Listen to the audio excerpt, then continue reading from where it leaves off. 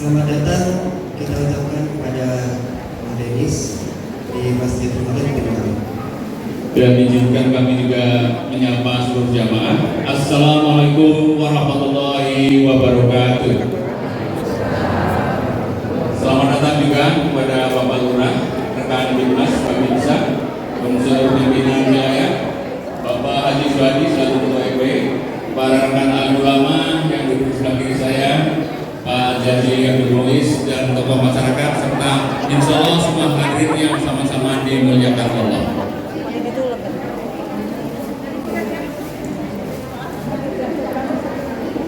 Alhamdulillahirabbil alamin.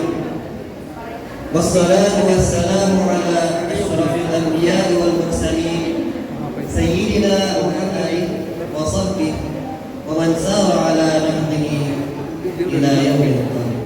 Yang kami hormati Ibu Trisni SS selaku Ketua Majelis Taklim Khalid bin Walid. Yang kami hormati Bapak Haji Arifin Yanto selaku Ketua DKM Masjid Khalid bin Walid. Yang kami hormati Bapak Lurah Cibino, Bapak Sugianto Esos. Yang kami hormati Bapak RW,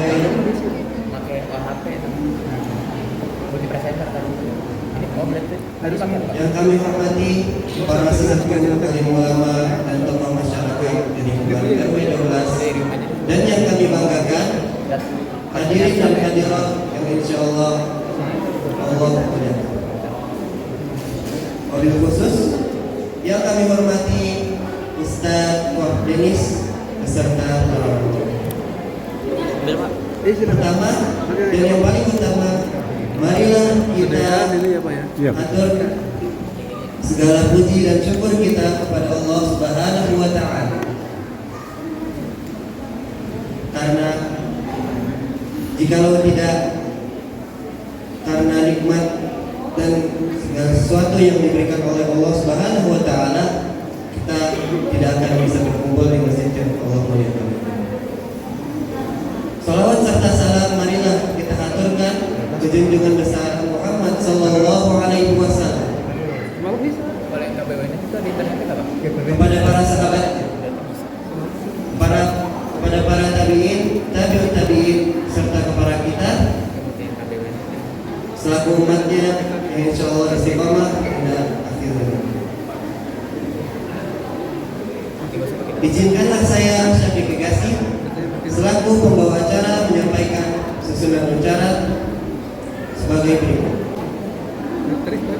Yang pertama, pembuka. Yang kedua, pembacaan ayat suci Al-Quran beserta sari tilawah. Yang ketiga, sambutan dari Ketua Majelis Taklim Khalid bin Walid.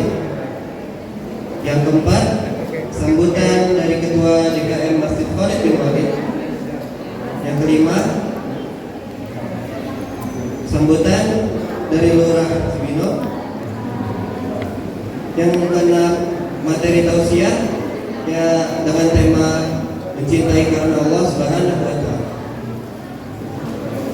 Yang ketujuh, forum tanya jawab, dan yang terakhir hadirin yang berbahagia, marilah kita buka acara kita pada siang hari ini dengan membaca basmalah.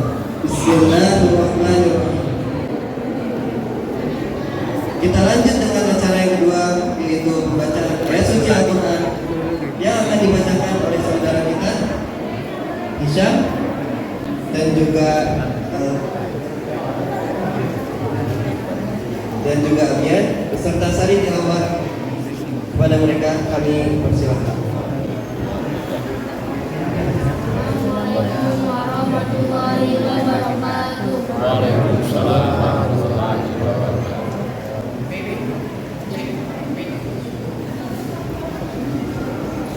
A'udzu billahi minasy syaithanir rajim.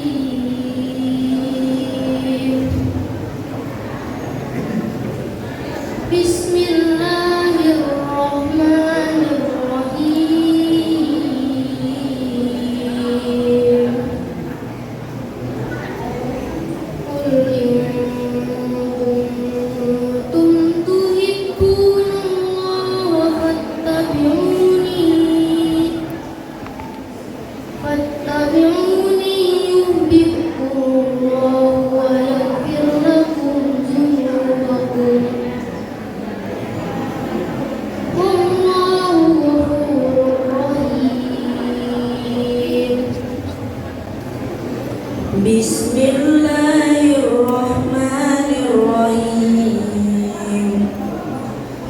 Innal ladzina amanu wa 'amilus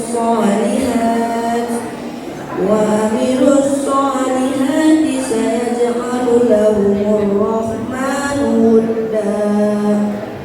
Shadaqallahul azim.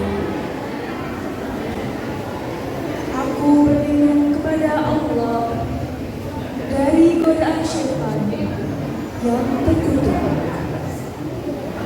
dengan menyebut nama Allah yang Maha Pengasih, Maha Penyayang. Katakanlah Muhammad, jika kamu mencintai Allah, ikutilah aku.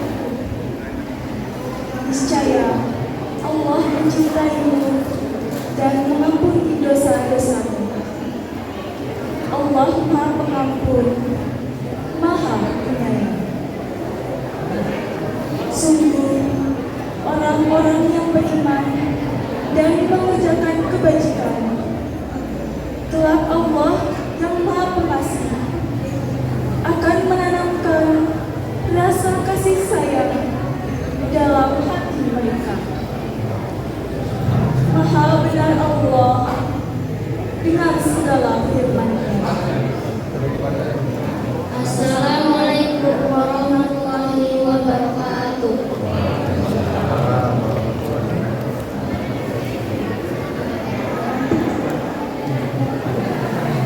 Selanjutnya, mohon berkenan Ustazah Trisni SSI untuk memberikan sambutan selaku Ketua Majelis Taklim Khalid bin Walid.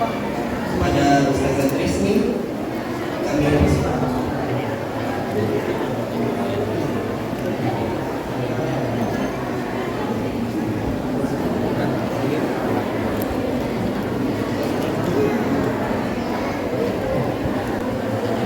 Bismillahirrahmanirrahim. Assalamualaikum warahmatullahi wabarakatuh.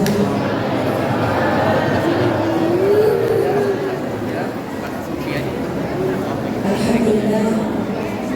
Nasta'inu wa nastaghfiruh wa na'udzu billahi min shururi anfusina wa min sayyiati a'malina. May yahdihillahu wa may yudlil wa may yudlil fala hadiya lahu. Asyhadu an la ilaha illallah wahdahu la syarika lahu wa asyhadu anna Muhammadan abduhu wa rasuluh. Rabbi shrah li sadri wa yassir li amri wahlul 'uqdatam min lisani yafqahu qawli. Yang saya hormati Bapak Ketua RW 12 Bapak Haji Suhari, yang saya hormati Bapak Ketua BKM Khalid bin Walid Bapak Haji Arifin, yang saya hormati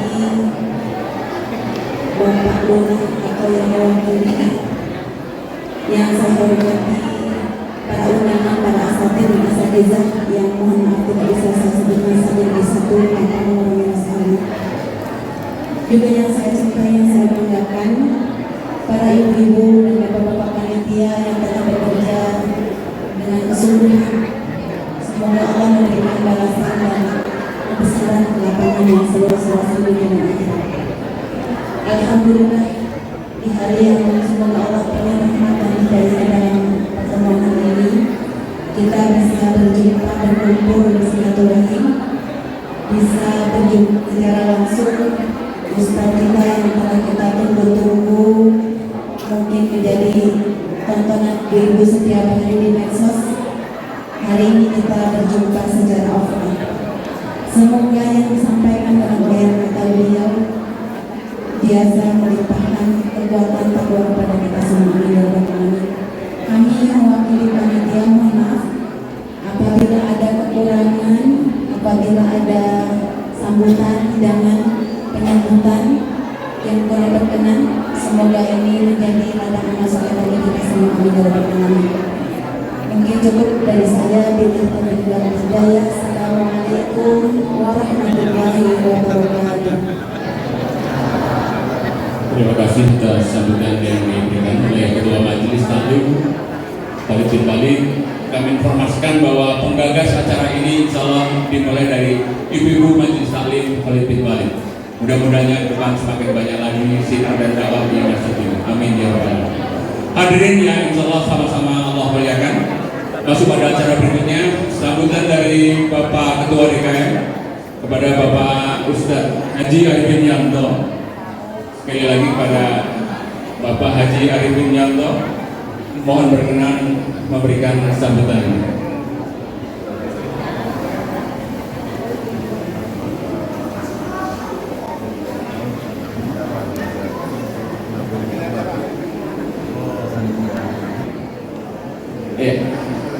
Mengingat efektif dan efisiensinya waktu, Saudara Safik bisa dilanjutkan pada acara berikutnya. Ibu silakan. Kita beranjak ke acara selanjutnya, yaitu acara inti kita, penyampaian materi tausiah yang akan dibawakan oleh Ustadz Gelar kita, Ustadz Kordelisdi. Kepada beliau, Ustadz Kordelisdi, waktu dan tempat. Ya, sambil persiapan mic dan sebagainya, ini pesan dari ibu-ibu, katanya ada surprise door prize satu dulu. Siapa yang bisa menjawab akan dapat hadiah. Izin rombongan izin. Sebelum dimulai, siapa yang tahu tahun kelahiran Ustadz yang viral ini? Ya, dipersilakan. Ini satu ya. Ini sebelum Ustadz Denis, Pak Denis dulu. Salah. Ya, sini Ibu. Tahun berapa Ibu? 91, betul sekali ya. Takbir, Allahu Akbar. Masyaallah. Ibu Herman nanti yang dapat door prize ya panitia. Tolong Ibu Herman itu dengan kursi roda masih sempat menghadiri tamu kabar ini, alhamdulillah. Waktu sebelumnya saya serahkan pada Ustadz Koh Denis. Dipersilakan.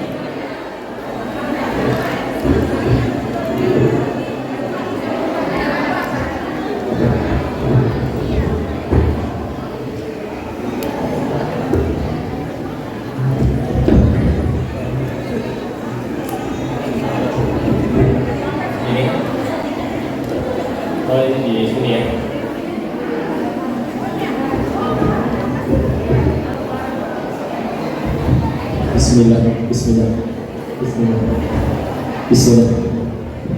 Kedengaran jelas? Bapak Ibu, yang di atas kedengaran? Kelihatan nggak? Asal jangan merem ya. Izin kita buka dengan doa dulu. A'udzu billahi minasyaitonir rajim. Bismillahirrahmanirrahim. Rabbi shrah li sadri wa yassir li amri wahlul 'uqdatam min lisani yafqahu qawli. Rabbana zidna 'ilman warzuqna fahma bi rahmatika ya arhamar rahimin. Subhanaka la 'ilma lana illa ma 'allamtana innaka antal 'alimul hakim. Allahumma inna as'aluka 'ilman nafi'an wa rizqan thayyiban wa 'amalan mutaqabbalan. Ya Allah, berkahi majelis ini ya Allah. Lembutkan hati siapapun yang hadir di majelis ini, dan juga rahmati berkahi siapapun yang hadir di majelis ini, sehingga Engkau kumpulkan kelak di dalam surga-Nya. Amin. Bismillahirrahmanirrahim. Assalamualaikum warahmatullahi wabarakatuh.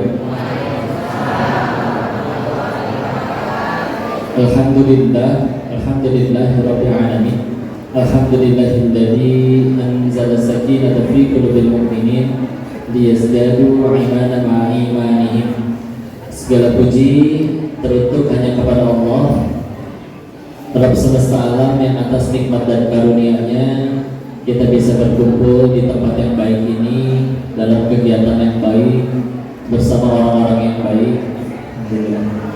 Semoga ini menjadi wasilah kita dikumpulkan dalam keadaan yang baik, husnul khatimah. Amin ya rabbal alamin. Dan salawat beserta salam semoga selalu tercurah kepada junjungan kita baginda Rasulullah Muhammad sallallahu alaihi wasallam beserta keluarga dan sahabatnya, dan semoga Allah sambutkan kita istiqomah mengikuti sunnah-sunnah beliau sampai akhir hayat kita insyaallah. Amin ya rabbal alamin. Salam takzim, salam kenal. Terima kasih wabil khusus kepada para asatidz, alim ulama, kiai, tokoh masyarakat yang berada di majelis ini. Terima kasih diizinkan ngaji di sini dan juga mudah-mudahan dirahmati Allah. Semoga ongkosnya, bensinnya, energinya, perjalanannya ke sini Allah balas dengan kebaikan yang jauh lebih besar. Insyaallah. Alhamdulillah. Insyaallah siang ini kita diberi kesempatan oleh Allah sama-sama mengingatnya, diberikan temanya cinta untuk Allah ya. Izin. Alhamdulillah. Maka semoga pertemuan ini membuat kita tambah ingat kepadanya. Ya. Sehat kabarnya Bapak Ibu?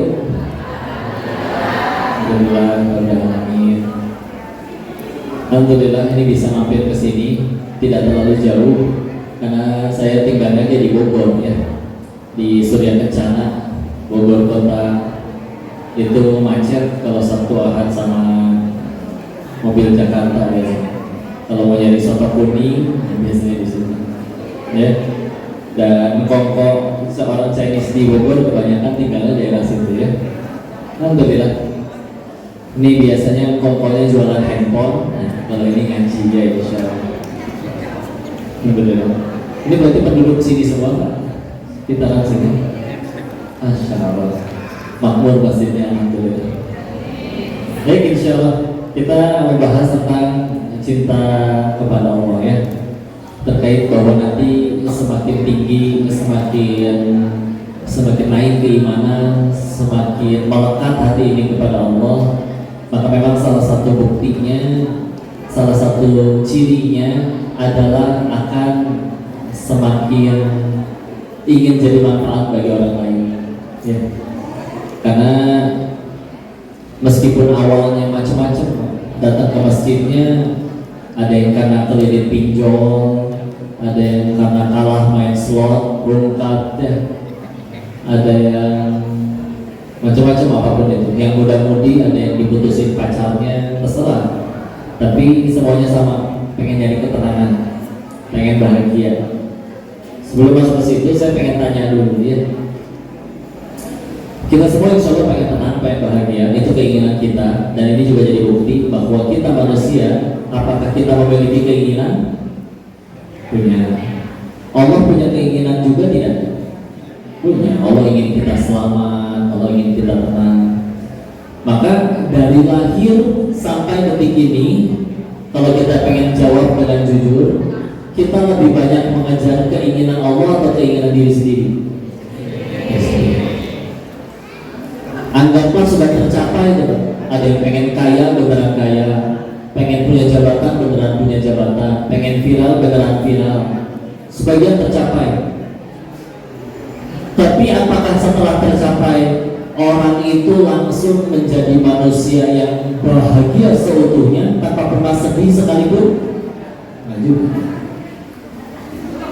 Masih ada yang kecewa, sedih dan lain-lain. Maka yuk, harus berapa kali sakit hati, patah hati, berapa kali kecewa lagi, baru kita sadar bahwa ternyata bahagia itu bukan pada apa yang kita suka, tapi pada apa yang Allah suka.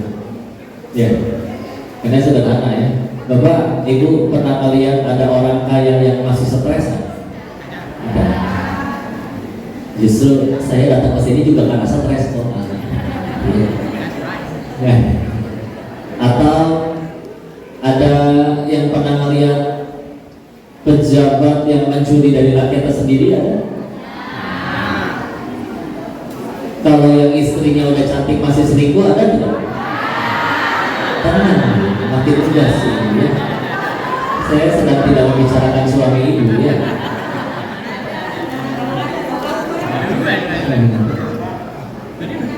Ini banyaknya bapak ibu ya. Kalau misalkan, untungnya ini bukan kajian parenting ya. Kalau ngobrolin kajian parenting, namanya parent, seorang tua kan ayah dan ibu ya, suami dan istri.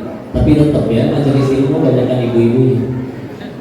Saya dari tadi berusaha husnuzon, berbaik sangka. Apa ini satu suami bawa 3 istri atau gimana? Tapi tidak ya. Balik lagi ya, kita selalu ketemu ya.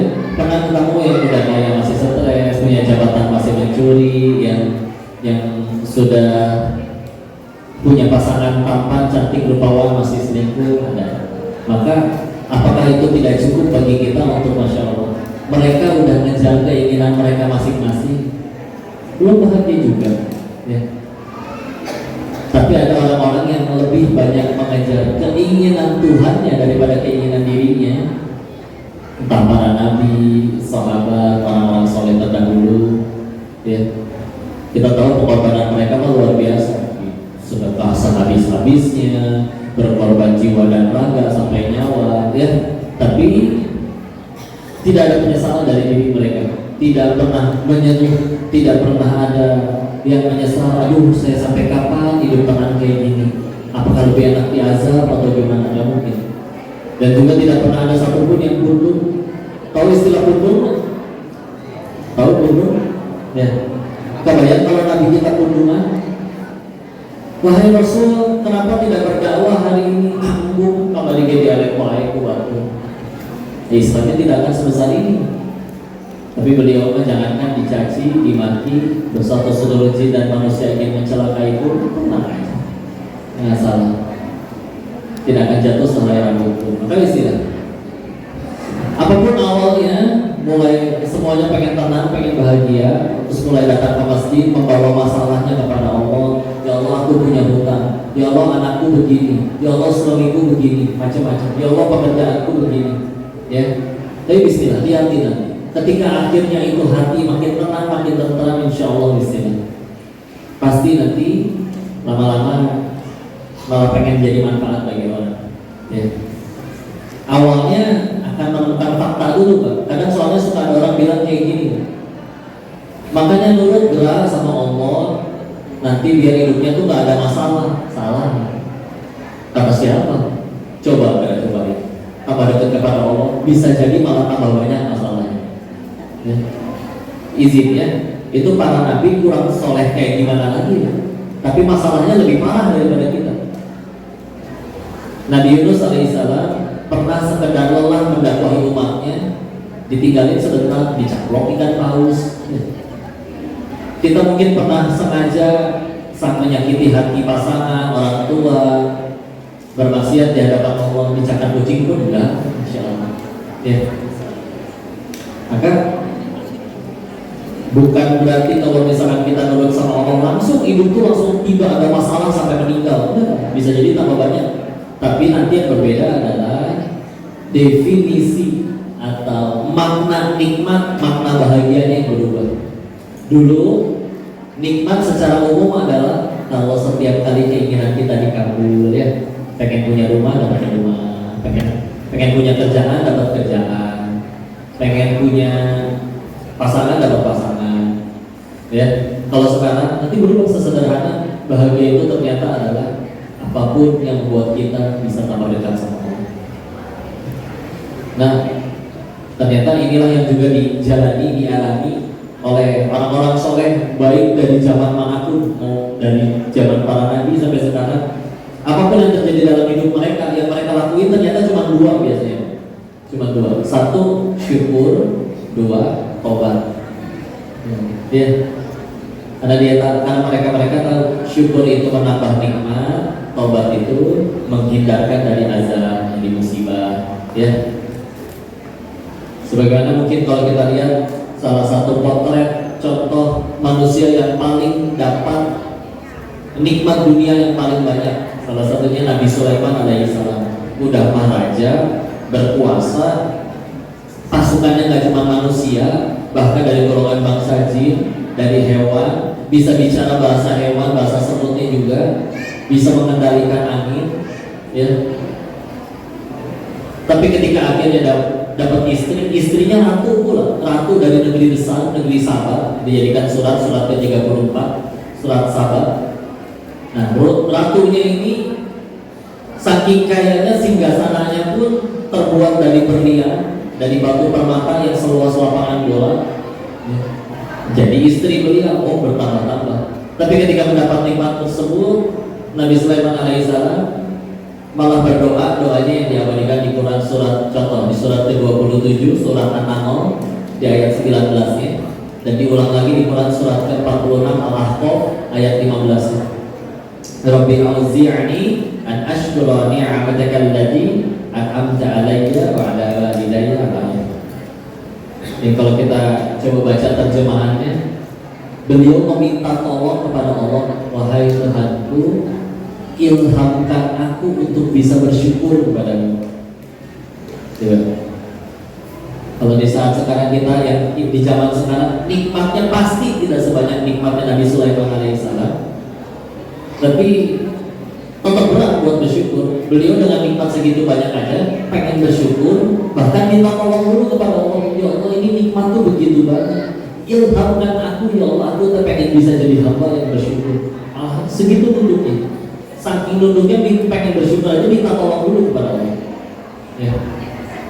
Allah jelas namanya, apalagi kita memang tahu dari syakartum dari zidanakum surat Ibrahim ayat 7, yang bersyukur nanti ditambah. Nah emang ternyata kalau pengen tambah banyak itu bukan tambah banyak mintanya, tapi tambah banyak syukurnya.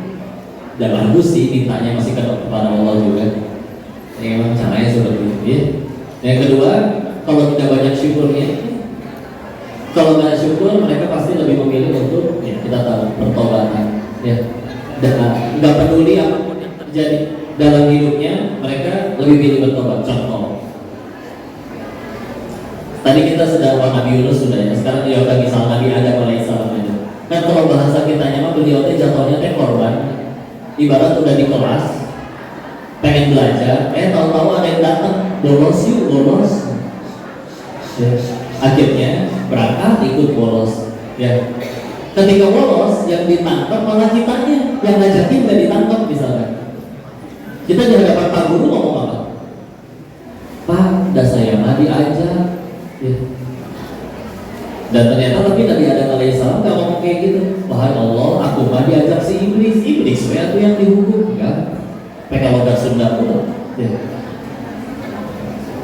Dan enggak, ngaku ya udah di surat ke-7 surat Al-A'raf ayat 23-nya. Rabbana adzalamna anfusana wa in lam taghfir lana wa tarhamna lanakunanna minal khasirin. Wahai Tuhan kami yang zalim. Enggak perlu nyalain siapa-siapa. Kami yang zalim. Dan jika Engkau tidak merahmati dan mengampuni kami yang merugi. Ya. Kan salah satu sifat paling merusak, nggak usah bicara keagamaan. Salah satu sifat yang paling merusak ada orang-orang yang setiap kali terjadi sesuatu sibuk nyalahin orang. Ada masalah di kantor, ini salah siapa sih? Begitu dapet yang disalahin, udah ya, tambah soleh enggak, tambah banyak sujudnya enggak, tambah baik akhlaknya enggak.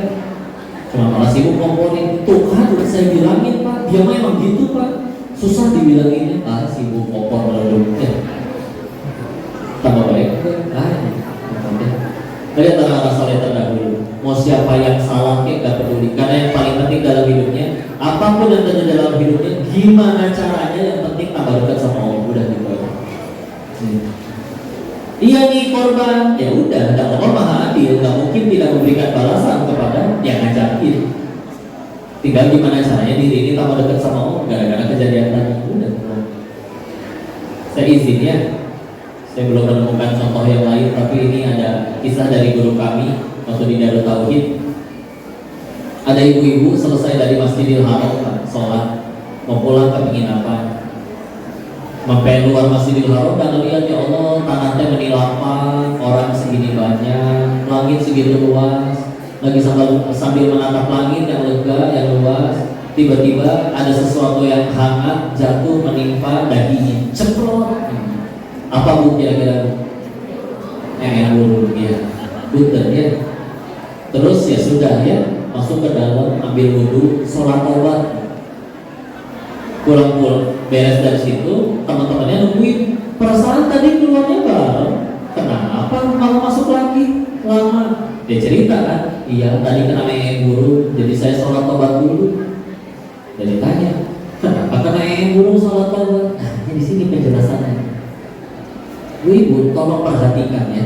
Ini langit segini luas, manusia segini banyak, jidat saya segede gini.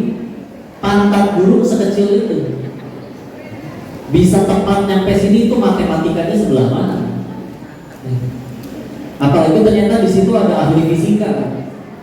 Iya juga ya, kalau dihitung lagi sudut kemiringan pantat si burung, trigonometri ya, sin cos tan ya, kecepatan angin, kelembaban udara, diameter jidat, dan apa yang lebih rumit lagi, tingkat kemulesan si burung. Bisa-bisanya mules kalian itu. Cepol kena, cepret, mau berkata apa? Saya tidak terima, mana bisa, tanda terima udah jelas di sini.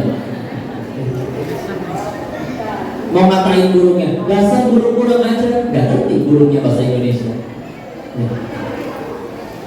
Itu ngapain? Ya udah. Beliau sibuk malah mencari, ya Allah, sekian banyak kau pilih nyampe sini, pasti ada sesuatu yang harus aku tobat. Ya. Udah, ini kan tobat. Udah baik, tambah baik. Dan kalaupun akhirnya kita jadi korban dijahatin, ya Allah maha adil, tenang aja. Ya, nggak ada rugi-ruginya. Ya istilah, banyakin syukur, banyakin tobatnya. Udah itu ya, dilakuin terus menerus. Ya. Oh, tapi aku beneran korban. Terus masa aku yang dipenjara, dia tidak dipenjara? Apakah dikira Allah tidak akan adil? Kepahitannya pasti jadi penggugur dosa. Kalau tidak menggugurkan dosa, pasti meninggikan derajat. Dia izin ya, aslinya kalau orang habis bikin dosa terus dapat hukuman dari Allah, demi Allah itu pertolongan. Lumayan gugurin dosa. Ya, 10 koruptor ditangkap 1, ngambek tuh yang 1. Kenapa teman saya yang 9 gak ditangkap? Tapi setelah menjalani masa hukuman beberapa waktu malah bersyukur, alhamdulillah ya Allah, udah saya yang ditangkap. Lumayan jadi bisa tobat, gugurin dosa, jadi kenal Allah. Kabayang kalau sampai meninggal korupsinya berhasil terus. Ternyata dia ditangkap, dia doa dari anak istrinya, ya Allah pengen punya suami, ayah yang soleh. Gimana caranya bisa jadi soleh, korupsinya berhasil terus? Ya, tolongan, aman. Ya. Kenapa berat? Ya itu kalau pengen jujur, kita memang masih segitu cintanya sama itu semua. Ya. Kalau udah masih cinta, dan 1 terlalu cinta sama dunianya, 2 memang belum pengen surganya Allah, ya udah pasti masih berat. Ya. Supaya katanya kita menjadi kalah sama anak-anak.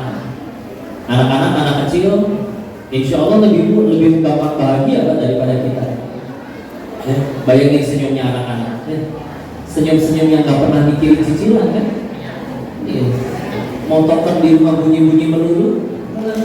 Resesi 2023, krisis ekonomi, dolar naik, gak pernah mikirin itu sedikit pun. Tumbuh besar.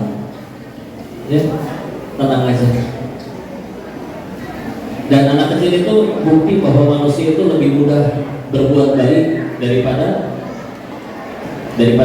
yang orang bilang, orang-orang itu pada jahat. Enggak, lihat anak-anaknya habis benjol sama temannya 5 menit kemudian udah main.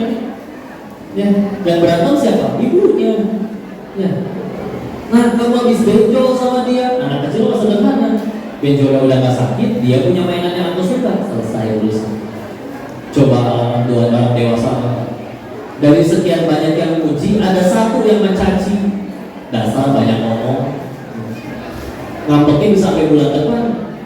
Sampai ada yang bela-belain, ini tidak bisa saya terima. Pasal pencemaran nama baik, bawa ke pengadilan. Habis duit ratusan juta buat pengacara, pengadilannya berbulan-bulan. Ya. Kita bela gimana ya? Oh, canggih itu. Rasa mirip ya. Memang saya ya. Oh udah. Baik, silakan lanjut. Ya. Padahal sekali lagi kalau kita pikir ya, anak-anak sama orang dewasa, ilmunya lebih banyak anak-anak atau orang dewasa? Dewasa. Uangnya banyakan anak-anak atau orang dewasa? Dewasa. Kecuali mungkin Rafathar atau Cipung ya, banyakan mereka uangnya. Ya dari kecil juga. Ya. Tapi bisa jadi kita lebih sulit bahagia dibanding mereka. Apa penyebab paling utamanya? Sederhana. Di hati anak-anak itu belum ada pesaing Allah di hati. Meskipun mereka juga belum ngerti fikih ibadah gimana, tapi kalau kita makin gede, oh gini ya rasanya punya duit enak, gini ya rasanya punya jabatan enak, gini ya rasanya punya popularitas enak, kemana-mana diperlakukan spesial misalnya. Itu menjadi pesaing Allah di hati kita, sehingga nanti ketika akhirnya pengen bahagia, nyangkut kita. Percuma gaji segini, saya mah bahagianya nanti kalau rumahnya udah segede dia. Nah, harus kayak gitu. Dulu kita bisa tuh bahagia tanpa alasan. Dan ibu nanti udah langsung segede gini kan? Pernah orang kan ibu? Jadi kita pernah jadi manusia yang bahagia tanpa alasan. Pastinya. Nah, ini salah satu kerennya Islam itu gak cuma melepaskan manusia dari perbudakan yang nyata dulu diperjualbelikan, tapi juga manusia sekarang diperbudak oleh keinginannya sendiri.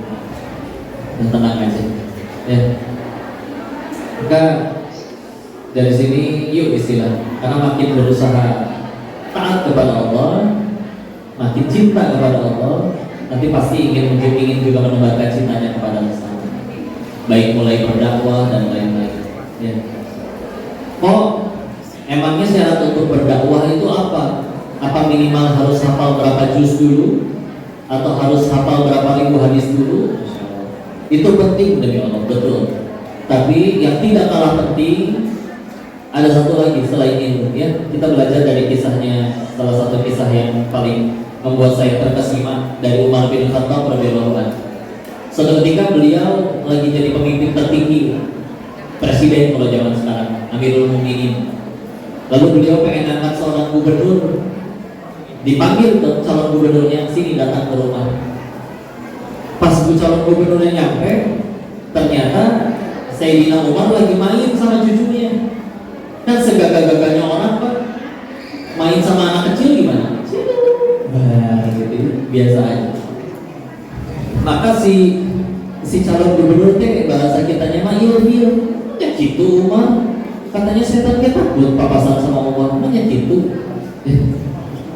Oleh Umar kelihatan ekspresi kayak gitunya. Kamu sini kamu. Kenapa mukanya kayak begitu? Apa kamu di rumah tidak punya anak dan cucu seperti ini? Dijawab, punya wahai Amirul Mukminin. Terus apa engkau seumur hidup tidak pernah main seperti tadi dengan anak cucu? Tidak pernah wahai Amirul Mukminin. Karena merasa itu bisa menurunkan kewibawaannya, menurunkan izah. Apa kata Umar di kala itu? Pulang kamu sana, tidak jadi diangkat menjadi gubernur. Ada apa wahai Amirul Mukminin? Apa kualifikasi saya kurang? Jawaban Umar sederhana, ya. Kalau kepada darah dagingmu saja engkau tidak bisa berkasih sayang, bagaimana engkau akan menyayangi umatnya Muhammad SAW? Kecil, Masya Allah. Masya Allah, ya.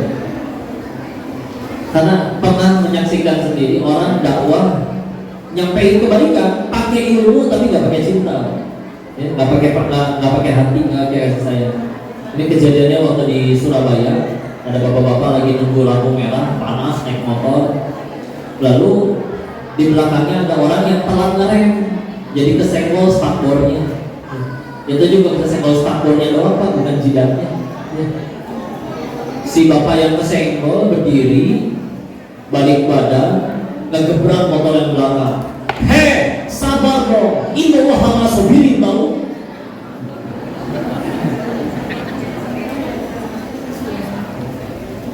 Dalilnya mah bener, Al-Baqarah 153 ya. Tapi sama sekali tidak ada perasaan kasih dalam hati. Boro-boro bayangan berantem Pak itu di jalan. Mana wah bak-bak ini ya. Insyaallah. Hati dengan saya ya, insyaallah. Orang tua ke anak, pemimpin ke bawahannya, bos ke karyawannya, guru ke murid-muridnya. Pakai hati ya. Makanya ibu-ibu kalau suka curhat berduaan gitu ya, gak ada kamera, gak ada yang nonton, gak ada follower, gak ada subscriber gitu ya, bisa lebih masuk tuh ke hati. Kenapa? Sederhana, pakai kasih sayang. Ya Allah, ini sahabatku datang membawa lukanya, aku ingin dia mendapatkan kebaikan, terus masuk ya. Jadi kalau misalkan udah tujuan tidak ada cinta kasih sayang, berat. Bahkan sampai kayak ke tingkatan kerjaan gitu. Saya pernah diceritakan orang karyawan kopi, barista, tukang bikin kopi di coffee shop. Ngobrol, cerita lah dia akhirnya. Sebelum kerja di sini kerja di mana? Oh, saya kerja di perusahaan itu, jabatannya sudah setinggi ini, dan bahkan pernah di beberapa tempat lain jabatannya juga setinggi itu. Ditanya dong, loh, kan pasti di sini gajinya lebih kecil, kenapa mau pindah ke sini? Di sana kan gajinya lebih gede. Jawabannya sederhana, karena bosnya. Kenapa emang bosnya? Ya. Kalau bos di sini Pak kemarin juga datang, Masya Allah. Bro, gimana? Kabar anak lu keluarga sehat? Ini gua bawain madu nih. Kemarin katanya anak gua sakit ya? Nih, bawa aja. Kemarin anak gua sakit juga minum madu ini. Masya Allah sehat lah ya. Lu kalau pengen nemenin anak lu di rumah gak apa-apa, dulu aja. Gampang lah targetnya, gua masih bisa jaga kok. Udah ganti-gantian aja. Sama titip salam ya buat ayah lu ya. Kemarin ketemu tuh di masjid. Masya Allah, tolong titip salam nanti kalau bisa, nanti gua mampir lah, main-main. Kalau bos yang lama emang gimana? Begitu datang, target gimana target? Kok penjualan cuma segini, lu tuh kerja gak sih? Kan tiap bulan gua gak gaji lu. Cuma lah ya, gua bayar lu ya.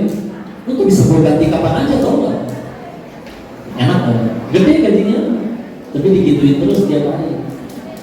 Boro-boro ada kasihan ya. Dengan dikasih kayak tadi, akhirnya terdorong untuk saya pengen majuin di tempatnya biar tambah ramai dan dia bonusnya ngalir ke dia juga. Akhirnya masalah rezeki mana nanti gaji juga ada. Di tempat yang tadi gaji lebih gede tapi hati dongkol tiap hari, dikira gak nyambung itu perasaan sakit hati sama penyakit fisik nyambung. Stres tiap hari bisa kena asam lambung ya. Dongkol tiap hari, jadi penyakit yang lain, gampang migrain lain-lain. Insya Allah, repot ya, cinta kayak saya, Masya Allah. Masya Allah, bicara ke arah sana ya. Umar bin Khattab radhiyallahu anhu, Masya Allah. Ini juga menjadi teladan, salah satu teladan beliau yang juga keren ini kata saya, Masya Allah. Saya mendengarkan ceramah ini dari Kiai Haji Zainuddin MZ almarhum, semoga Allah merahmati beliau. Beliau pernah cerita kayak gini. Ini kejadiannya sama ketika Umar jadi Amirul Mukminin, pemimpin tertinggi. Kalau ini suatu ketika ada gubernur datang ke kediamannya Umar, bawa oleh-oleh dong, ya. Dibawainlah kue kayak gini. Tapi begitu dicobain oleh Umar, rasanya enak sekali. Saking enaknya langsung ditaruh lagi. Ya. Begitu ditaruh lagi, ditanya ke yang bawa, gubernur yang bawa, ini kue seenak ini di kota kamu semua orang bisa makan nggak? Sampai yang paling miskin sekalipun. Dijawab, enggak sih, ini kue mahal, yang sanggup beli orang menengah ke atas. Apa kata Umar? Di mana utang? Bawa pulang balik kue. Ditanya kan, wahai Amirul Mukminin, ini hanya sekedar kue, ada apa? Apa jawaban Umar Rasyad? Ya, ketahuilah saudaraku, ketika kita menjadi seorang pemimpin, jika negeri kita kelaparan, kitalah yang harus paling pertama lapar.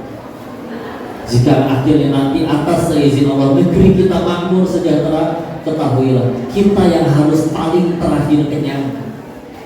Mereka dulu, jangan kita. Maka apa kabar kalau misalkan masih ada pemimpin yang masyarakatnya lapar, pemimpinnya makin buncit? Ya, ini Masya Allah. Tadi saya sambil nunggu MC ya, saya buka kitab yang hijau, kitab Fadilatul Amal, Fadilah Amal. Buka lihat, terbuka pas kisah tentang Umar. Saya nanti boleh baca sendiri ya. Saya nangkap dari yang tadi ada. Suatu ketika dapat kiriman minyak wangi, minyak kasturi dari negeri Bahrain. Ya. Maka ini minyak untuk dibagikan kepada masyarakat. Ya. Udah gitu, beliau minta tolong kepada orang lain untuk tolong ditimbang itu minyak nanti dibagi-bagikan. Ya, tolong ditimbang. Semuanya pada nggak bisa. Bahasanya mas sederhananya, kenapa tidak kau saja wahai Umar? Ya. Maka ternyata Umar nggak mau, karena kalau dengan tanganku, aku takut nanti ketika nimbang ada minyak wangi yang nempel di tanganku, terus aku gosok-gosokkan ke bajuku, sedangkan itu bukan hakku, ya, maka gak berani mengambil yang bukan haknya. Bukan ditetes, bukan dicobain ya, bukan diambil, sekedar terpegang botolnya, ngerasa itu ada wangi, terus beliau pakai sedikit, nempel di badannya, beliau gitu aja nggak mau makan. Segitunya menjaga dari yang bukan haknya, ya. Maka ya orang manusia kayak gitu ya luar biasa. Tidak wajar dicintai oleh akhirat, ya. Nah itu bukti kalau karena cinta kepada masyarakat, ngapain capek-capek bicara kayak gitunya. Dan itu saya pernah ke beberapa daerah dan nggak sedikit ada yang minta didoakan, minta doainnya, tolong doain tahun depan saya pengen maju kontes ya tahun depan ya.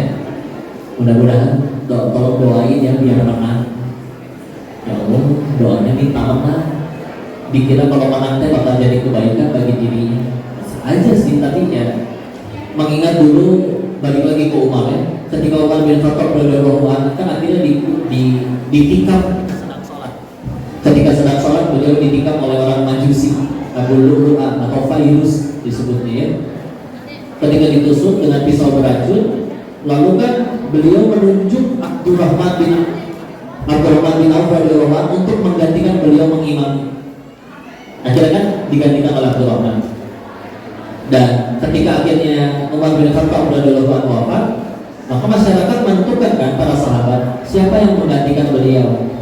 Ada yang berpendapat dulu Rasulullah satu-satunya orang yang pernah menggantikan beliau sholat mengimami hanya Abu Bakar. Makanya Abu Bakar jadi khalifah pertama. Lalu tadi Umar lagi sholat, minta Abdurrahman untuk memimpin. Bagaimana kalau Abdurrahman saja? Jadi sebelum ke Utsman ada pilihan ke Abdurrahman. Apa komentar Abdurrahman? Inna lillahi wa inna ilaihi raji'un. Tusukkan saja pisau itu ke leherku daripada aku yang menjadi pemimpin. Takut tuh mah di zaman itu jadi pemimpin. Zaman sekarang apa cium rebutan nih? Visi misi nggak tahu. Ya, kumaha kayak. Ya ini masya Allah ya.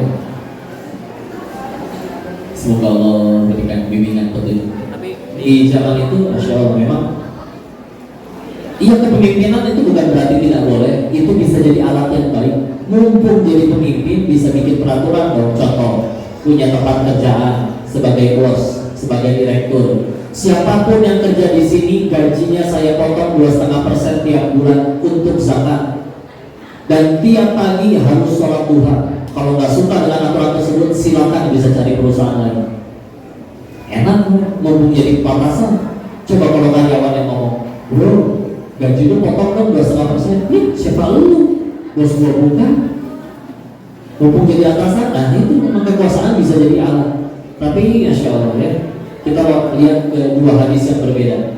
Ada hadis yang masyhur diriwayat Imam Muslim dari Abu Hurairah tentang 7 orang yang mendapat naungan dari Allah di saat hari itu tidak ada lagi yang bisa menaungi. Dari 7 tersebut apa nomor satunya?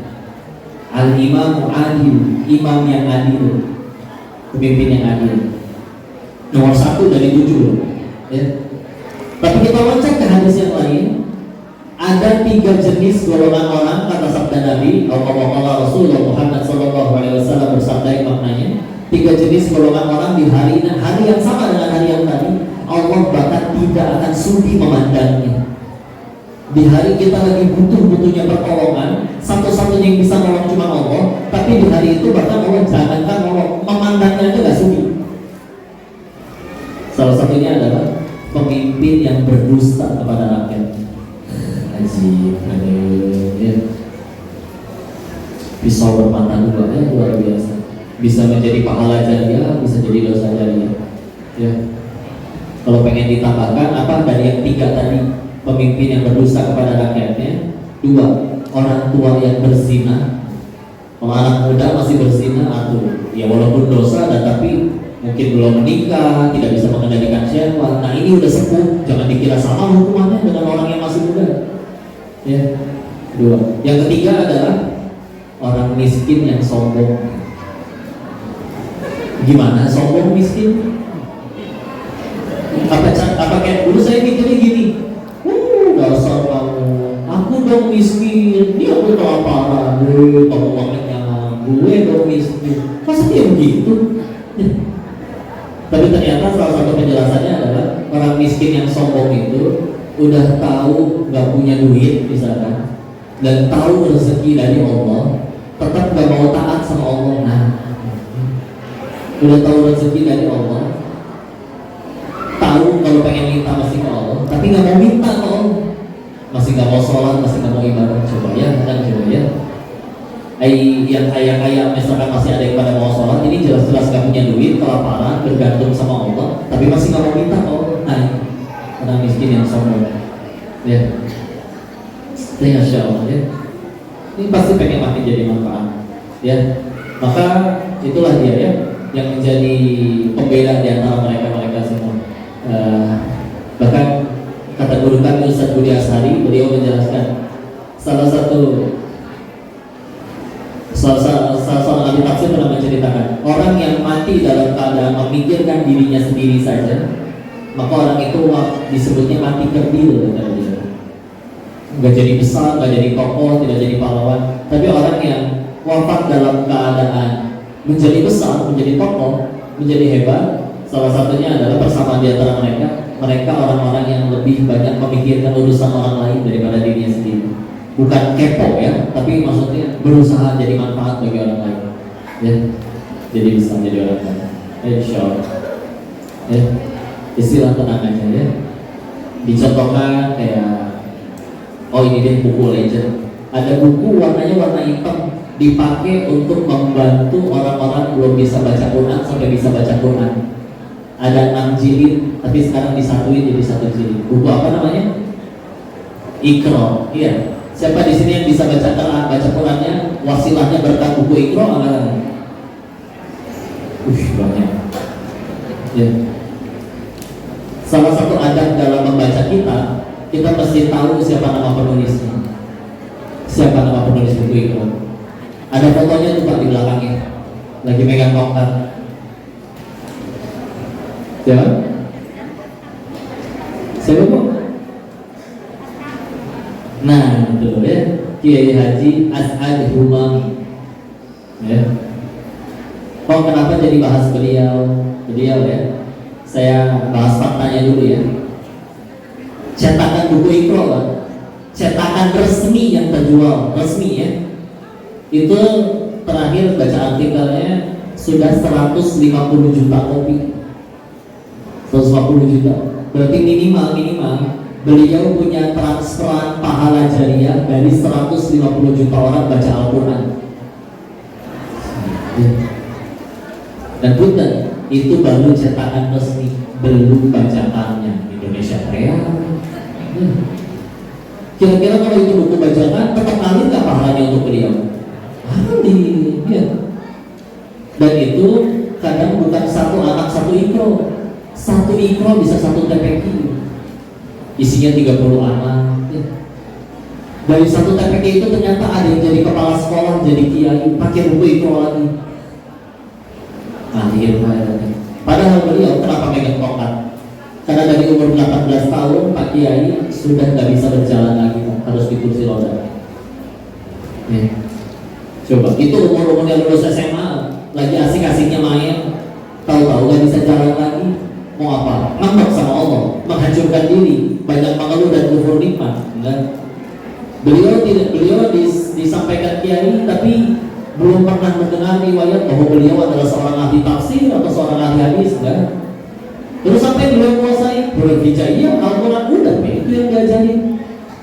Tapi ketika niatnya lillahi ta'ala, zaman itu belum ada royalti, belum ada endorsan, belum ada follower media sosial, jadi mengalir. Masya Allah ya.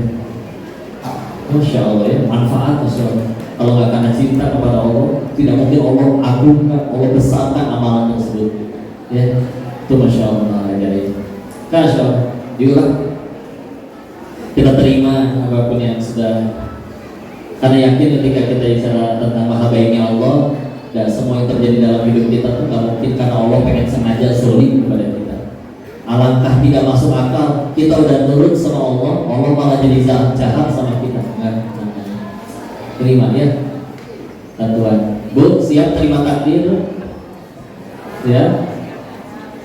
Karena kalau tidak menerima berat, ya. Tidak terima, tubuh mulai melebar, setiap kali foto tahan nafas. Ups. Minta lagi ke yang foto, tolong fotonya jangan gendut, itu mana caranya? Ya foto lagi udah begini, atau tinggal pencet tombol, ya. Mau nyamping mau gimana? Berhasil kelihatan langsing, dilihat fotonya wajahnya biru, ya. Kekurangan oksigen. Sampai menciptakan benda yang namanya korset wanita untuk bisa terlihat langsing, ya. Ya Allah. Bu, saya pengen tanya, boleh Bu?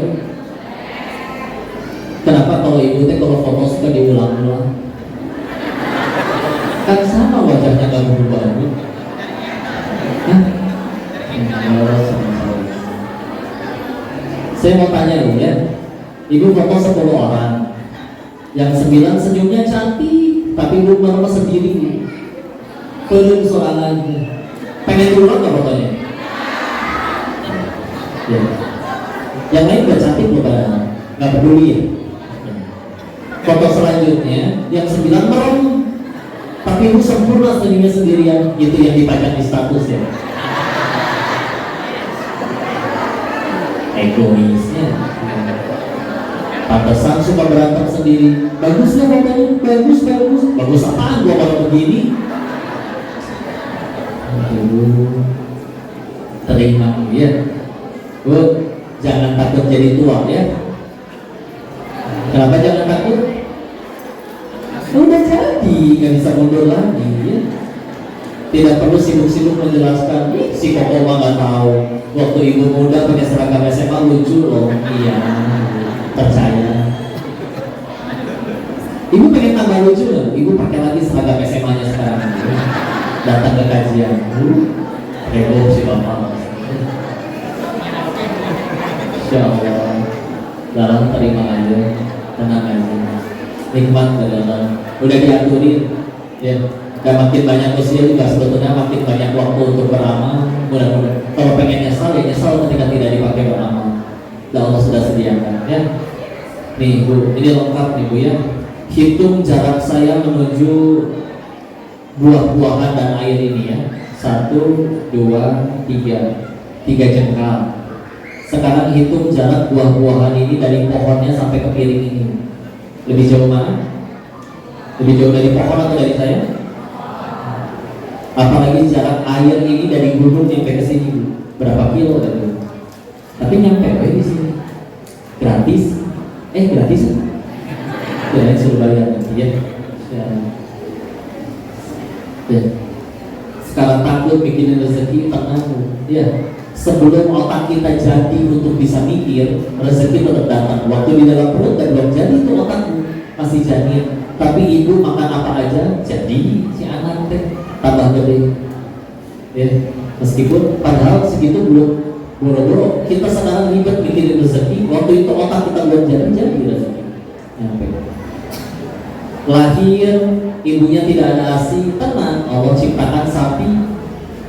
Ya. Ibu tahu susu yang beredar di Indonesia itu ternyata sapinya tidak di Indonesia kebanyakan, tapi malah di New Zealand. Ibu tahu New Zealand di mana? Tuh dekat Ciamis katanya. Bisa-bisanya New Zealand dekat Ciamis. Bu, kalau ke Ciamis harus pakai paspor gitu. New Zealand nyampe sih. Sok mana yang lebih hebat? Bayi yang datangin sapi atau sapi yang mendatangi bayi? Bukan sapinya, tapi bukan susunya, air susunya. Susunya menempel sama sapinya. Godal gandel, bayinya dijejerin di situ. Punten ya, digocek sedikit biar ibu-ibu tidak tegang. Ya. Nah, tadi sudah mulai horor karena bakal foto sibuk nahan nafas nanti. Ya. dalam tangan Allah aturin ya, jangan khawatir, sudah Allah aturkan tidak akan berkurang kalau sudah Allah tentukan. Salah satu alasan kita masih hidup hingga detik ini kan salah satunya adalah karena rezeki yang sudah Allah tentukan waktu kita masih di alam rahim itu tidak akan boleh mati diri ini sebelum rezeki tersebut kita terima sepenuhnya.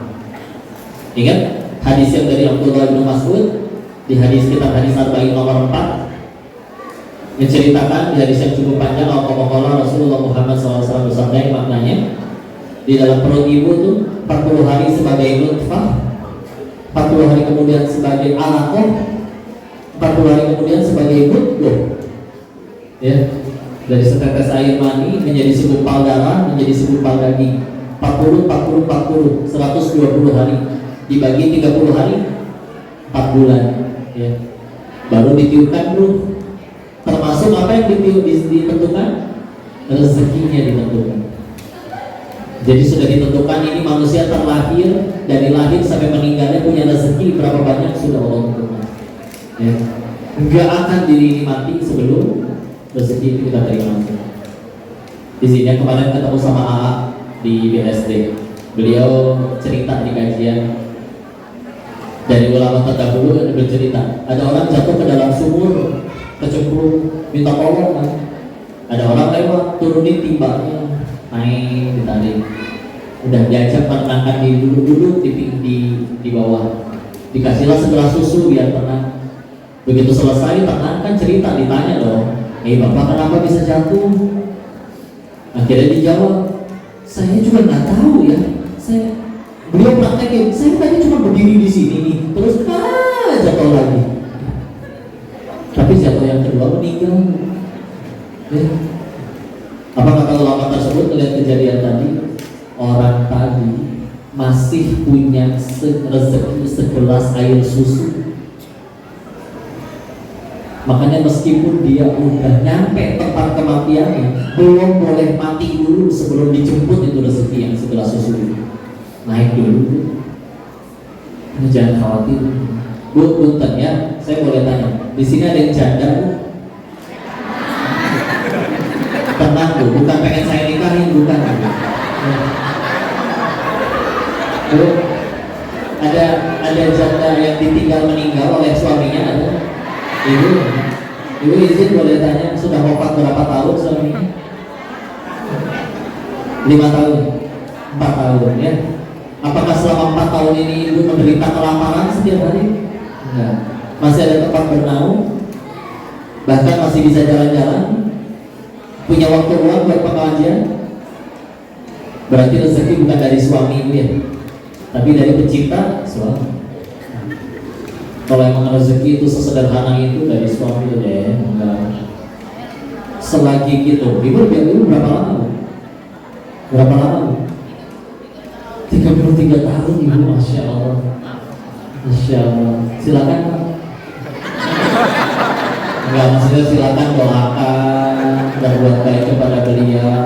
Bismillahirrahmanirrahim. Tapi ibu menjadi saksi ibu ya. Allah tetap mengurus ibu. Sehat, makan tiap hari, tidak kepanasan, tidak kehujanan, tidak dihinakan orang, terjaga, ya. Insya Allah. Kadang kita butuh. Kalau saya dipecat dari kerjaan itu, rezeki saya dari mana? Oh, nyempit-nyempitin, ya, nggak sama sekali. Tenang aja, ya. Makin nurut sama Allah. Namanya tawakal Allah, fahuwa hasbuh. Kita mulai dari Faidah balagna ajalahunna fa'amsikuhunna bima'rufin aw farikuhunna bima'ruf wa asyhidu dawa'i adlik minkum wa aqimu syahadata lillah dzalikum yu'adzu bihi man kana yu'minu billahi wal yawmil akhir wa may yattaqillaha yaj'al lahu makhraja wa yarzuqhu min haitsu la yahtasib. Dan siapa tawakal kepada Allah, Allah berikan rezeki dari arah yang tidak diduga-duga. Dan mau itu Allah khas diberikan perjalanan pertolongan semuanya ditanggung oleh Allah ya. Pas waktunya segitu dulu, saya sisain waktu lah untuk bismillah Mudah-mudahan ada manfaat kebaikannya. Silakan kalau ada yang didiskusikan atau ditanyakan atau barangkali dikoreksi, barangkali saya ada salah menyampaikan, tolong dinasehati dan dikoreksi ya. Kembalikan dulu kepada Ustadz MC-nya. Gimana tadi? Ini tanya jawab atau Ibu lebih pengen tanya jawab atau foto-foto? Foto-foto semua. Ya, sobat ya, insyaallah. Jadi, karena saya insyaallah dari 2:30 udah harus jemput istri kajian selanjutnya. Teman-teman dilanjutkan, masih ada.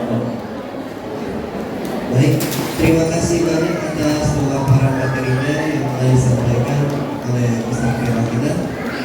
Kita lanjut ke sesi tanya jawab. Kami mohon kepada para saudara remaja masjid untuk membantu operasionalnya kepada para pemateri. Dipersilakan.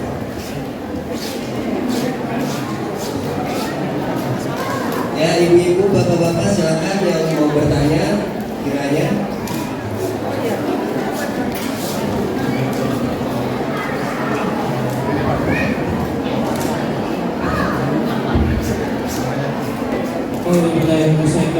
Bismillahirrahmanirrahim.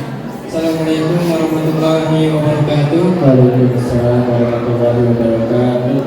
Perkenalkan, nama saya Rodani, saya dari Depok. Saya mau bertanya, yang saya tanyakan adalah apa yang membuat Bapak melepas dari kegiatan yang lalu, yang terdahulu, ke kegiatan sekarang. Kalau kita lihat di kegiatan lalu kan rezekinya cukup banyak, melimpah ruah. Apakah seperti yang Bapak ceritakan tadi, seperti halnya seorang barista? Itu saja dari saya, kurang dan lebihnya mohon maaf. Assalamualaikum warahmatullahi wabarakatuh. Waalaikumsalam warahmatullahi wabarakatuh. Insyaallah. Baik, isi langsung dijawab ya satu-satu. Baik, istilah pertama seperti yang tadi disampaikan ya, karena awalnya kesana tuh pengen nyari bahagia, nyari tenang, dan dapat tuh akhirnya yang didapat di sana. Tapi sebagaimana yang kita selalu lihat setiap hari, ternyata masih ada aja yang udah kayak masih stres dan yang lain-lain. Karena emang langkah awalnya mah lama-lama mulai jadi bosan aja. Karena ya kayak kita punya handphone lah, hari pertama kan masih senang banget. Tapi kalau udah 3 tahun, 4 tahun biasa aja kan. Makan all you can eat, makanan sepuasnya. Itu dagingnya begitu menggoda di 5 menit pertama. Setelah 2 jam makan kenyang, biasa saja. Karena izin. Saya berani bilang kalau ada orang yang pernah alami yang kami alami di sana sama ya. Kadang dapat uang sebanyak itu dan setiap hari misalkan 80 jutaan sehari, nanti namanya biasa aja. Awalnya senang betul, tapi setelah udah di tahun ketiga itu udah biasa aja gitu rasanya. Dan kalau sudah mulai jenuh, nanti akan membawa kepada kegelisahan. Gelisah biasanya orang nyari hiburan. Nah di sana orang nyari hiburan memang tempat hiburan cuma 2. Kalau nggak diskotik, kasino. Ya. Tema salah satu yang paling kentara orang-orang yang di sana juga setiap bahkan lebih gede penghasilannya ya, 8 miliar sebulan itu ada di sana. Karena kalau 80 juta sehari dikali 30 hari kan baru 2,4 M sebulan. Itu di sana banyak yang lebih kaya. Tapi sama. Setelah akhirnya selesai party, beres juga, beres senang-senang, efek obat dan minumannya hilang, sama. Pas udah waras lagi, pada nanya, saya mau sampai kapan hidup kayak gini? Jenuh juga setiap hari kayak gini. Kenapa kadang ngerasa lebih tenang hidup lagi di Indonesia, kumpul di ruang tengah sama keluarga, dikelilingin anak cucu. Ya gitu juga udah sering kumpul di ruang tengah sama keluarga, tapi kan karena nggak punya kamar lagi. Mereka beda. Karena mereka tuh jenis-jenis orang yang uang itu bukan masalah bagi mereka. Kalau kita anak kecil kita, anak kita bosan, paling ambil uang jajan pergi ke warung. Mereka anak-anak yang bosan, ambil handphone, pesen tiket ke Singapura. Nggak bawa baju, kan di sana banyak mau beli baju di sana. Nah, kopernya gimana? Beli koper di sana. Pulangnya kapan? Tunggu bosan, nggak nunggu duit habis. Ya. Anak-anaknya bahkan ada yang kuliah di Jerman, di London, Insya Allah. Tapi tetap salah satu bagian yang hilang ini kebanyakan yang sudah berumah tangga kelihatannya. Salah satu yang paling hilang dari mereka, kadang ketika mereka selesai menggairah anak-anaknya seperti itu tadi, tapi wajah mereka nggak bisa bohong. Setiap kali ngeliat di seberang jalan restoran Marika Makan yang mewah, ya sebagaimana di Indonesia ya, kadang di seberang restoran, tapi di seberangnya lagi ada tenda, ya pecel lele gitu kan, ada kesenjangan. Dari restoran itu ngeliat di seberang di restoran di tenda-tenda sederhana ada seorang ibu pengen makan, minta jeruknya dikupasin sama anak, serabut putihnya dicabutin pelan-pelan telaten, disuapin, diantarkan dengan tangan anak tersebut nyampe ke bibir orang tua. Itu wajah irinya si bos judi itu yang kaya itu jauh lebih iri daripada muka-muka orang yang belum pernah beli mobil kepengen beli mobil. Orang kalau pengen beli mobil, datang ke pemerintah mobil, paling cuma kerennya, masya Allah, dipoto, pajang di handphone, udah gitu doang. Tapi masih ada harapan kan? Gua tinggal kerja keras, kebeli ini suatu saat. Tapi kalau di tingkatan mereka, apa lagi yang saya kejar? Uang udah segini banyak, anak buah punya, kemana-mana disegani di dunianya. Tapi tetap anak saya nggak pernah melakukan itu. Nah itu anak yang di luar negeri gimana bro? Terakhir nelpon bulan lalu, itu juga karena minta duit. Nggak minta duit gak nelpon.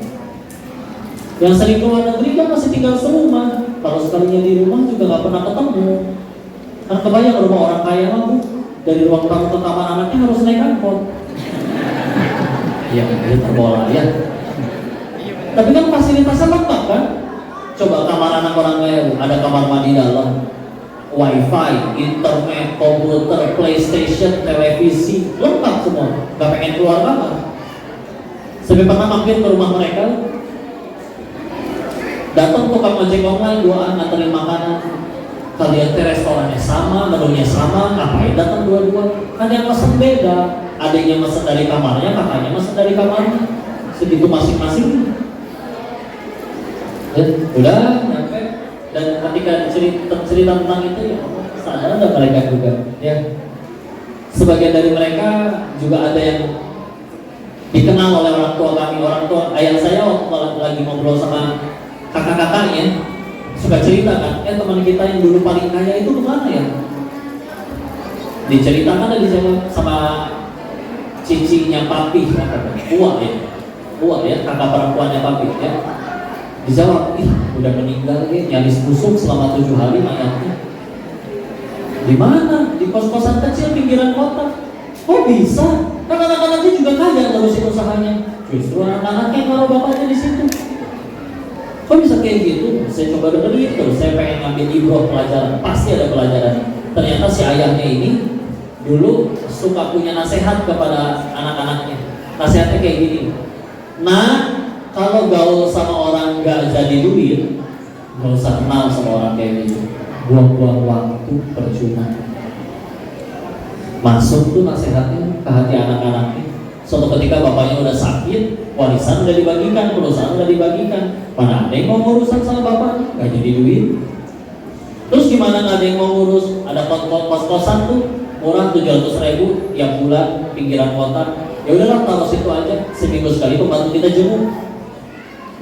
Ketika pembantunya jenguk, ya udah nyaris busuk 7 hari. Air kencing menggenang, sampah berserakan. Namanya orang tua sakit tinggal sendirian, ada yang hilang beneran. Ya. Meskipun anaknya beneran jadi kaya, jadi sukses, jadi hebat, tapi lihat yang membunuh si bapak itu bukan sakit atau masa tuanya, tapi perasaan dibuang oleh anak yang dulu dibangga-banggakan. Punten bu ya. Akhirnya anak ibu beneran jadi sukses kaya, tapi ibu diperlakukan seperti film Azab Indosiar, mau? Kadang-kadang sampai ada yang berkata, oh anak saya mah nggak usah sering-sering ngaji lah. Kan cita-citanya nggak pengen jadi ustaz. Emang ngaji cuma kewajiban ustaz? Dinasihatin akhirnya, oh kan nggak apa-apa ngaji. Mana gurunya, kita punya duit suruh datang aja. Gak usah jauh-jauh pak, ternyata tetangganya ada yang mau ngajar. Berapa biaya diajarin sama tetangga? Sebulan 500.000 katanya. Mahal amat katanya. Luar biasa itu ucapan. Pengen ngejenggut deh. Bukan rambutnya, bibirnya saya jenggut. Cakemos. Tapi Masya Allah sedikit. Sampai waktu itu ada dai di Indonesia juga, ustadz juga, dia mengajar anak orang kaya ngaji sebulan 2 juta dikasih. Suatu ketika anak orang kayanya liburan, mainnya ke villa keluarga, ya ikutlah ke villa. Di villa teh kalian ada anjing lucu, ya anjingnya disuruh duduk, disuruh loncat, suruh salaman, suruh naik angkot, ya. Nah ya. Ditanya, kok anjingnya bisa lucu kayak gitu sih? Oh ini kan les. Emang ada les anjing? Ada. Berapa biayanya? Ditanya lagi, jawab ya 8 juta per bulan. Aduh, majikannya cuma 2 juta anjingnya. Ya udah, besoknya si ustadznya nggak pernah datang lagi. Ditanya, kok nggak ngajar lagi? Iya, enakan ngajar anjing.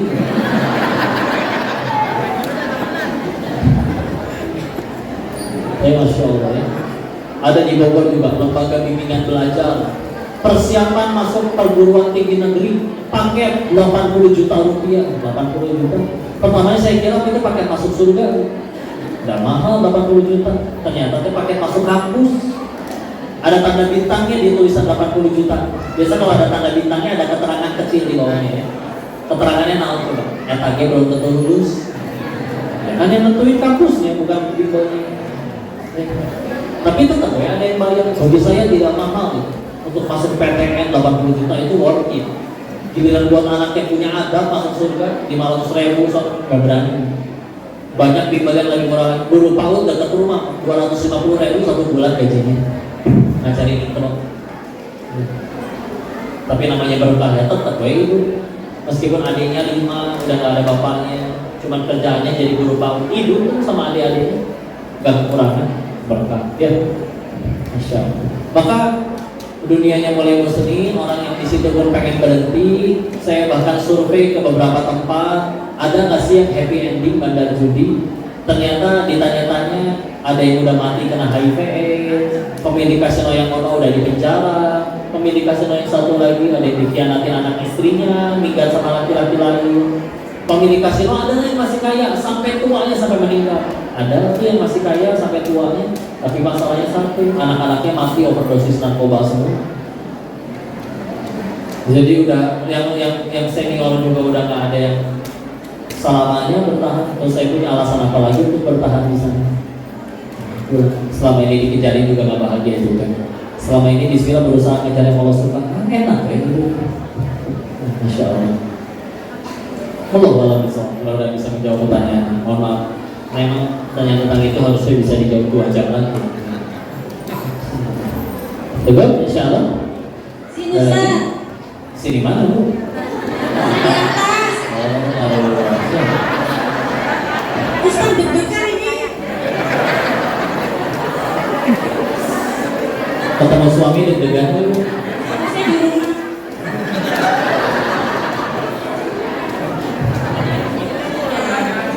Assalamualaikum warahmatullahi wabarakatuh. Waalaikumsalam. Saya Mama Dawa dari Nusa Dua. Mau bertanya Ustaz, bagaimana cara mengaplikasi ilmu ikhlas dalam kehidupan sehari-hari, terutama kepada suami, anak, sahabat, keluarga, dan lingkungan? Itu pertanyaan saya Ustaz. Wassalamualaikum warahmatullahi wabarakatuh.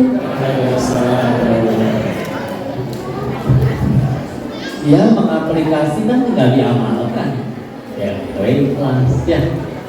Cuman gimana biar mudah ikhlas? Salah satu latihannya, yang pertama tentu minta tolong dulu kepada Allah ya. Yang kedua, harus punya amalan rahasia yang orang lain tidak tahu ya. Bisa-misalkan ya sholat malam minimal nggak ada yang tahu kan, kecuali sholat malamnya split self ya. Sedekah diam-diam ya.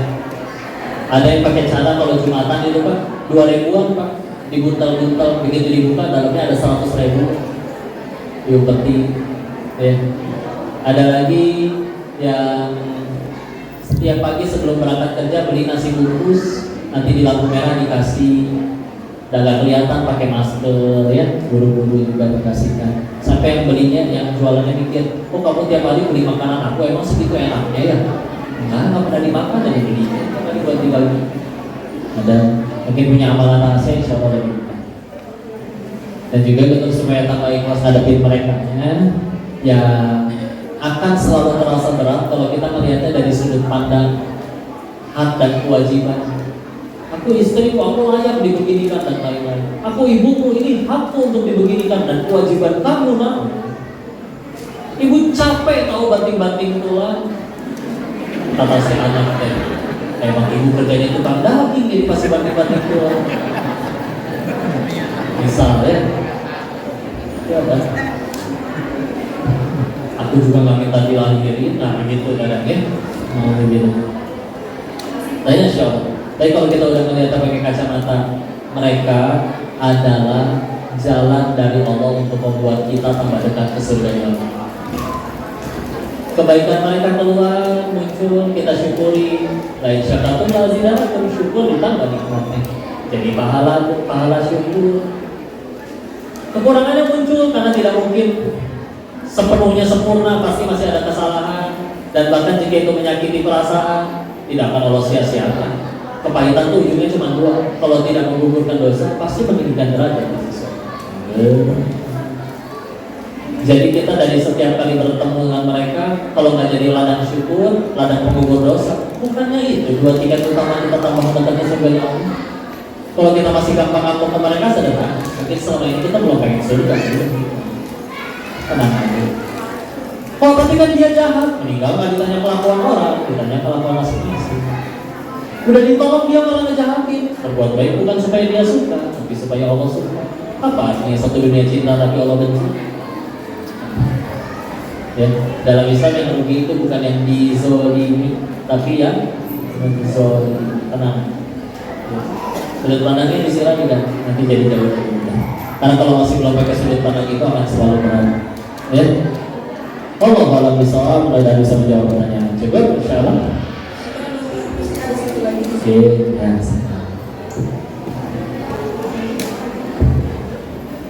Assalamualaikum warahmatullahi wabarakatuh. Perkenalkan Ustaz, saya Roman Ageng dari kisah 1. Tadi sedikit disinggung yang masalah dosa korupsi. Dosa korupsi itu bisa gugur setelah mereka mendapatkan hukuman di dunia. Serta merta dosa itu hilang, hukuman di akhirat itu bisa hilang atau tidak. Terima kasih. Terima kasih ya. Apakah dosa korupsi itu bisa hilang setelah dapat hukuman di dunia? Tergantung penggugur dosanya dan tergantung Allah sih. Kalau tobat nasuha bicara diampuni, masih punya peluang untuk diampuni. Karena kalau Allah memang udah nggak pengen ngampuni, udah Allah matikan waktu lagi korupsi. Tapi dia masih hidup kan? Berarti Allah pun mungkin masih kasih kesempatan. Ya. Tapi apakah bisa hilang semuanya, gugur semuanya? Nah itu terserah Allah. Karena ada yang cuma ternyata hukumannya cuma kesandung, ada yang hukumannya sampai di penjara, ya. Beda-beda. Ini penjaranya kayak ada ini mewah ya. Ya. Maka kan ya sudah ya, terserah Allah. Tapi yang pasti kalaupun akhirnya dapat hukuman itu dapat pertolongan Allah karena lumayan gugurin dosa. Ya. Tapi dan dibilang pengen adil dan di dunia mah susah adilnya. Kayak contoh, ada orang membunuh 1 orang. Terus kalau misalkan jadi hukuman imbang dong, bunuh 1 mati 1. Tapi kalau bunuhnya 1000 orang, gimana? Dibunuhnya kan cuma bisa 1 kali. Makanya memang ada tempat untuk keadilan setegak-tegaknya nanti di pengadilan Allah. Kan cuma di neraka doang bisa mati 1000 kali. Digeprek hidup lagi, dihukum lagi, digeprek hidup lagi, dihukum lagi. Ya, jadi situ doang keadilan Allah. Ya, maka dari situ, apakah diampuni semua atau tidak? Kalau bicara bisa atau tidaknya, peluang selalu terbuka selagi taubat nasuha. Tapi ya tergantung nanti, tergantung apa, taubatnya seperti apa, penggugur dosanya seperti apa, dan doainnya juga pada ngedoain enggak untuk diampuni. Bismillah ya, kita doakan saja dan mudah-mudahan mereka yang seperti itu Allah berikan petunjuk, ampunan sehingga akhirnya mudah-mudahan bisa mendapat ampunan Allah. Wallahu a'lam bishawab. Baik, cukup ya. Insyaallah kita lanjut ke sisa waktu buat potret-potret. Yuk silakan.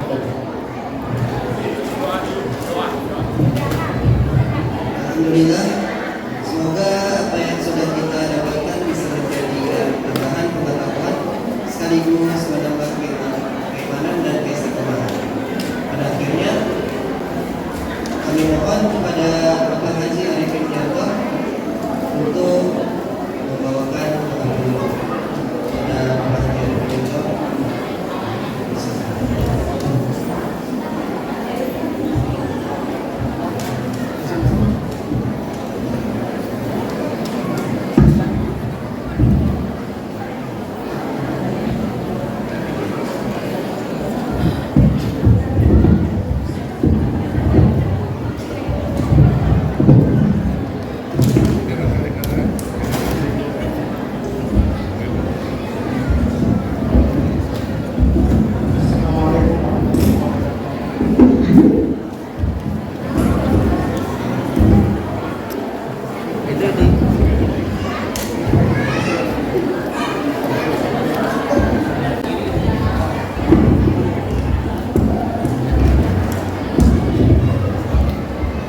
Assalamualaikum warahmatullahi wabarakatuh.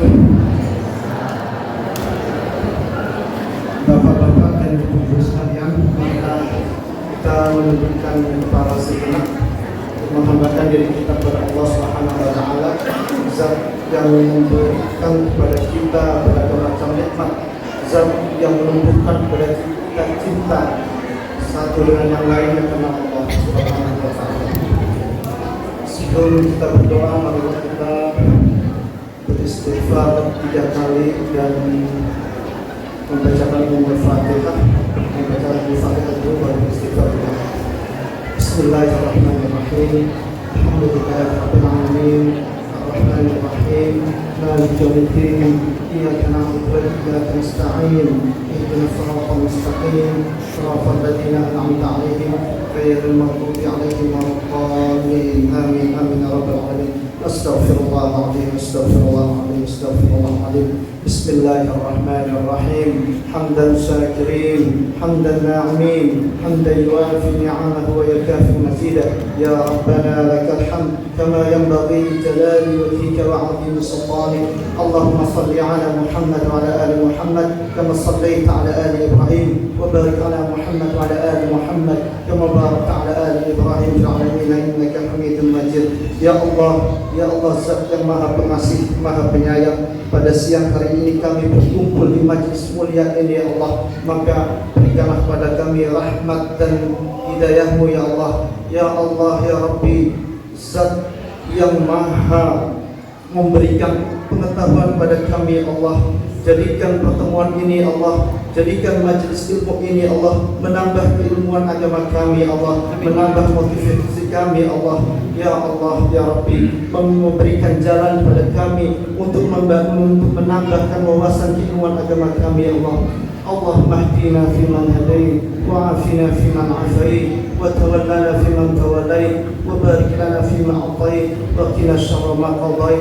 Allahumma inna nas'aluka 'ilman nafi'a wa rizqan thayyiban wa 'amalan mutaqabbala. Rabbi ighfir lana wa liwalidayna warhamhum kama rabbawna shaghara. Ya Allah, ampunilah dosa kami ya Allah, dan ampuni dosa kedua orang tua kami ya Allah, dan kasihani mereka ya Allah sebagaimana mereka telah mengasihi kami sedari kecil ya Allah.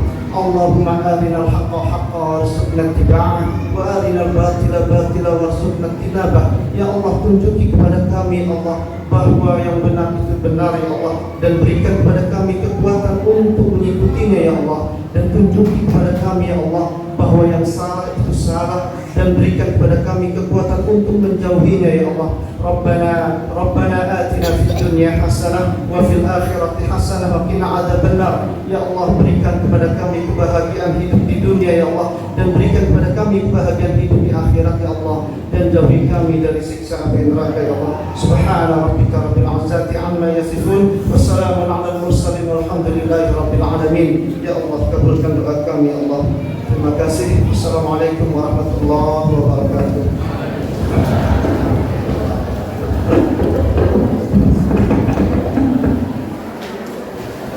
Sampailah kita di penghujung acara, dan saya Muhammad Syafiq mewakili segenap kru yang bertugas, kami mohon maaf atas segala kekurangan dan kesalahan, dan kami mengucapkan terima kasih kasih sebesar-besarnya atas kelangsungan acara di siang hari ini.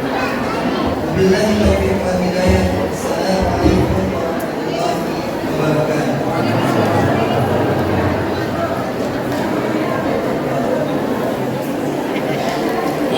Atas nama panitia kami ucapkan terima kasih kepada semua pihak yang sudah mensupport acara ini, dan semoga apa yang kita hadirkan dan kita simak bersama menjadi manfaat untuk kita semuanya. Selamat datang Pak Lurah, mohon maaf baru sempat menyapa. Semoga barokah keberkahannya juga akan menurun pada keluarga Bapak dan staf-stafnya. Amin ya rabbal alamin. Selanjutnya sambil menunggu sesi foto, seksi dokumentasi kami berikan waktu untuk mengatur, dan Ibu Tri ini untuk mengatur jamaahnya. Bagaimana cara fotonya dipersilakan. Tapi yang pertama saya izin untuk anak-anak yang tadi ke Rawatul Quran untuk berfoto dengan Pak Denis. Ananda Hisam sama Albian, ya. Hisam sama Albian sebelahnya Pak Denis untuk difoto ya. Itu botolnya ditaruh dulu, silakan ambil posisi di sampingnya Pak Denis. Semoga kalian berdua akan mewarisi kecerdasan, kesolehan, dan kebaikan dari Pak Denis pada Asia KFM.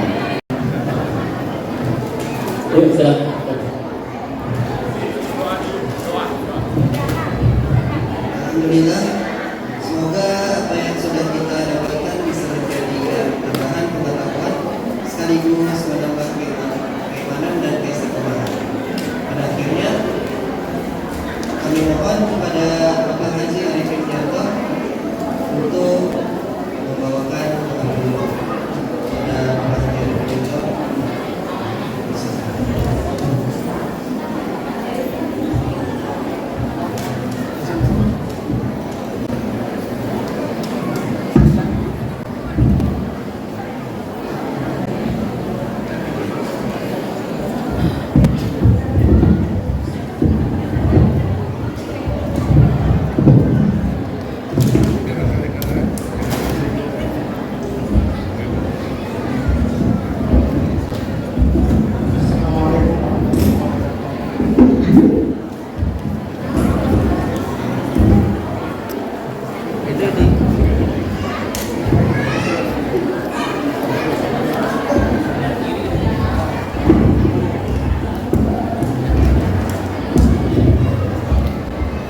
Assalamualaikum warahmatullahi wabarakatuh. Bapak-bapak dan ibu-ibu sekalian, marilah kita menundukkan kepala sejenak untuk menghambakan diri kita kepada Allah Subhanahu wa taala, Zat yang memberikan kepada kita berbagai macam nikmat, Zat yang menumbuhkan kepada kita cinta satu dengan yang lainnya karena Allah Subhanahu wa taala. Sebelum kita berdoa, marilah kita beristighfar 3 kali dan membacakan Al-Fatihah. Membacakan Al-Fatihah dulu baru beristighfar 3 kali. Bismillahirrahmanirrahim. Alhamdulillahirabbil alamin. Ar-Rahmanirrahim. Maliki yaumiddin. Iyyaka na'budu wa iyyaka nasta'in. Ihdinas siratal mustaqim. Shiratal ladzina an'amta 'alaihim ghairil maghdubi 'alaihim waladdallin. Amin. Amin ya rabbal alamin. Astaghfirullahaladzim. Astaghfirullahaladzim. Astaghfirullahaladzim. Bismillahirrahmanirrahim. Hamdan syakirin, hamdan na'imin, hamdan yuafi ni'amahu wa yakafi mazidah. Ya Rabbana lakal hamd kama yanbaghi li jalali wajhika wa 'azimi sultanik. Allahumma salli ala Muhammad wa ala ali Muhammad kama sallaita ala ali Ibrahim wa barik ala Muhammad wa ala ali Muhammad kama barakta ala ali Ibrahim fil alamin innaka Hamidum Majid.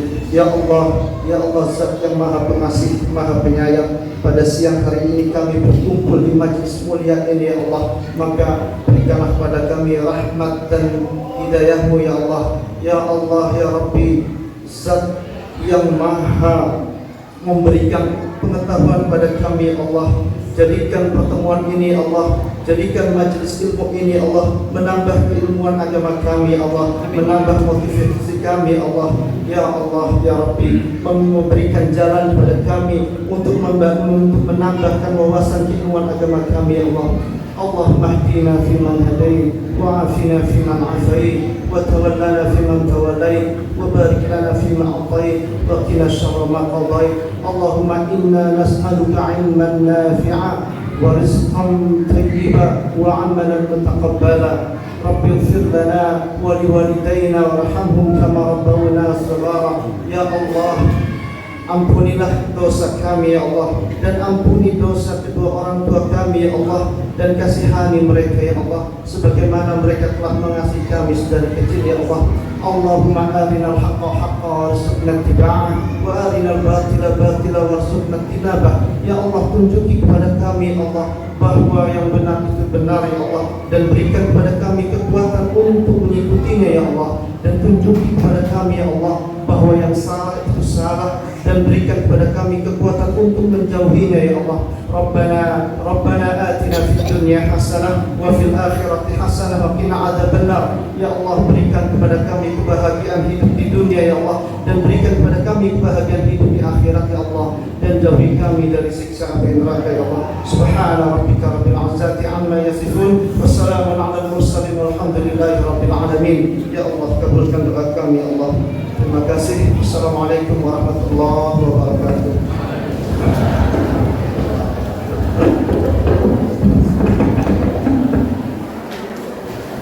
Sampailah kita di penghujung acara, dan saya Muhammad Syafiq mewakili segenap kru yang bertugas, kami mohon maaf atas segala kekurangan dan kesalahan, dan kami mengucapkan terima kasih sebesar-besarnya atas kelangsungan acara di siang hari. Wabillahi taufiq wal hidayah. Assalamualaikum warahmatullahi wabarakatuh.